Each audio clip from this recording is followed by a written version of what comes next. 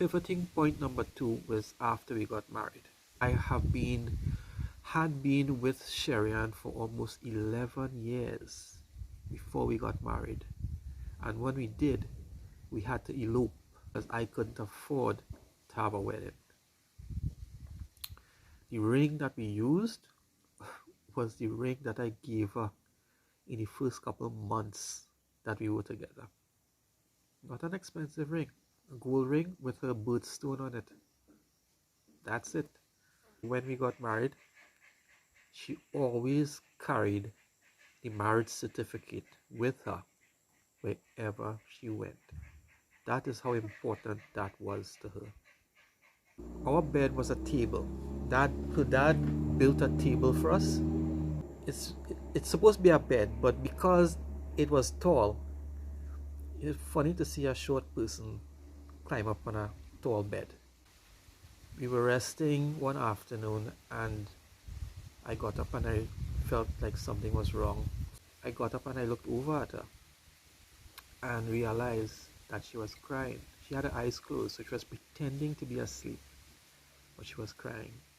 And I asked her, "What's wrong?" And she said, "Nothing. Nothing wrong."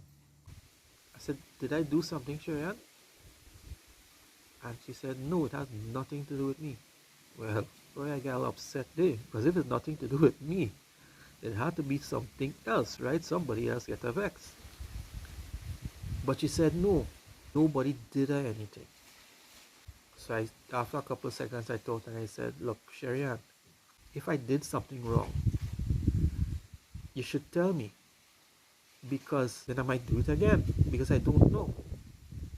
She said, "Why is he doing this to us? Why is who doing this to us?" She got up and she looked at me.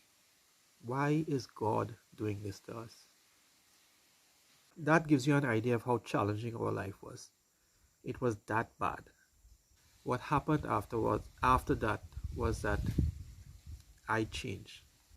I became more selfless. Not thinking about Ronald, thinking about her. I never liked doing event photography, especially weddings. I never liked doing weddings. And things just start working out when I started doing weddings. Things just started happening because I did not do that for me. What I began to realize is that when she was happy, I was happy. I get enjoyment from her. Remember, she grew up in a very difficult life, and I took her away from that and put in a life that's actually worse than what she had. I stopped doing things for me and started doing things for her. Things started to happen because of that as well too. My mom gave us a small investment and I bought a car with it. And that car has a lot of memories for me, sentimental values. As a matter of fact, the number plate, PBA 1937. I met Sherian when she was 19 years old and she died when she was 30.